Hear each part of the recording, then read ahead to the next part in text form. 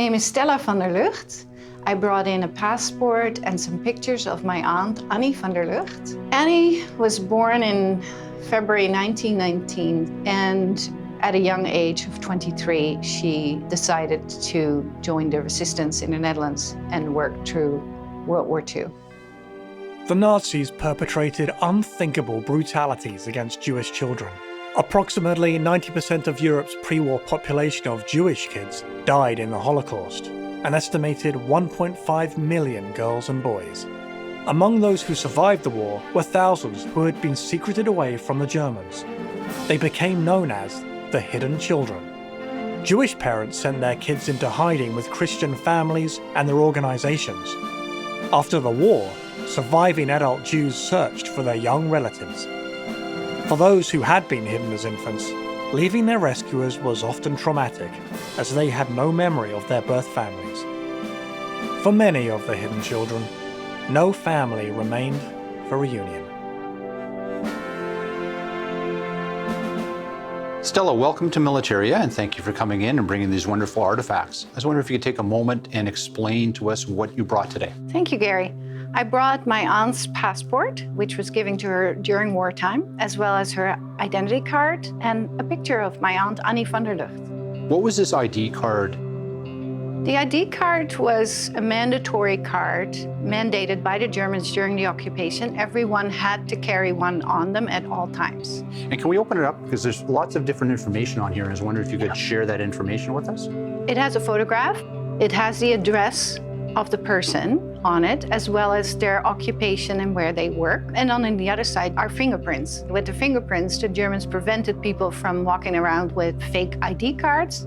If you didn't have one, it meant that you were immediately brought to a bureau for interrogation.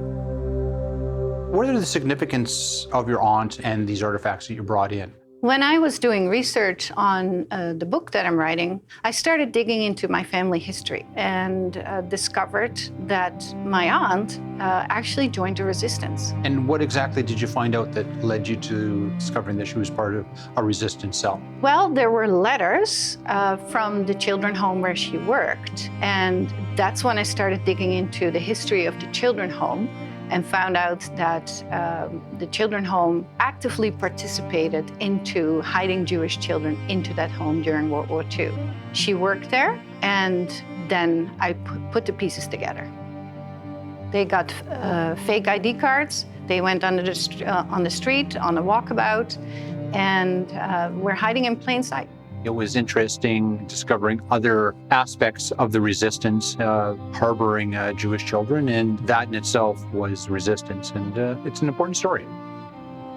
It was incredibly difficult for Jewish people to go around in Amsterdam. There were razzias held all the time, so roundups, where people were stopped at the streets and asked for their ID cards and put into trucks and deported to Westerbork, which is a Dutch concentration camp.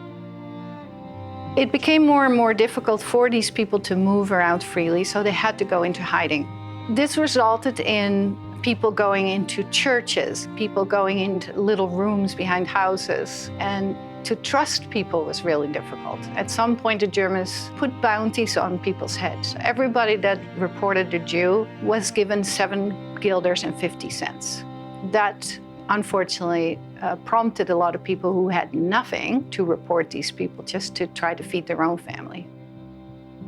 Obviously, there was an element of danger involved in what your aunt was doing. Did you discover any times that she was close to being caught? My uncle told me the story of my aunt Annie, and you have to imagine 23 years old, going to Germany to one of her missions. She noticed a guy paying attention to her in the train. So she decided to get out at the next train station, and the guy went out as well. So she decided to go walk through the city of Hilversum, and in the reflections of the store windows across the street, she saw this guy looking into store windows as well. So she thought, uh-oh, I'm being followed. So she took the train back to Amsterdam. And at Amsterdam Central Station, which is the end station, she walked up to him, he was in uniform, and she said, well, sir, I believe you're following me all day around. Isn't it time for you to offer me a cup of coffee? And he nodded his head, and he left. So if she hadn't been diligent, that could have been it for her.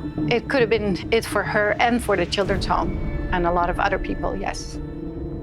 There are 25,000 Jews were hidden that were not discovered during the war. In a nation of 9 million, doesn't sound like a lot, but I think it really was. It all added up to something. What can you tell us about your aunt? What did she do in the children's home, and what happened to her after the war? So my aunt was born as the oldest child of my grandfather. Her mom passed away when she was only 8 years old.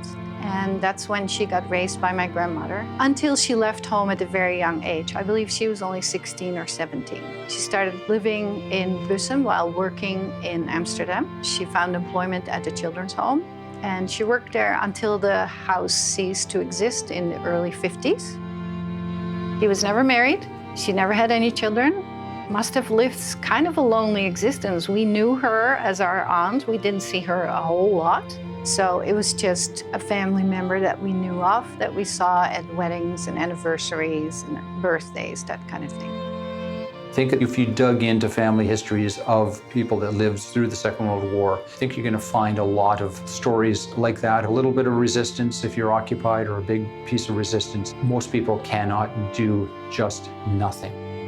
So Stella, thank you so much for bringing these artifacts in. What's the next step in your discovery of your family's history? Well, the next step for me is to finally finish that book that I'm working on for 10 years. And eventually, I like to get this under the attention of our current youth, because I think this story can never be forgotten.